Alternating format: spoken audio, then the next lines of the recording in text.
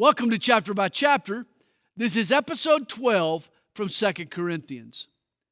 The false apostles intimidated the Corinthians by appealing to visions and supernatural revelations. In 2 Corinthians chapter 12, Paul tells them that he had some heavy revies of his own. Yet rather than use his experience to intimidate, Paul considers it too sacred to even communicate. He could never use his vision as an excuse to boast in his own spiritual status. In fact, Paul's vision was accompanied by a thorn. God placed a dagger in his flesh to keep him humble. Just when Paul might assume he was stronger than he really was, God found a way to remind him of his weakness. God never removed the thorn, but what God did give Paul was grace to help him cope. He received grace that more than compensated for his weakness. Through his thorn, Paul learned an important lesson.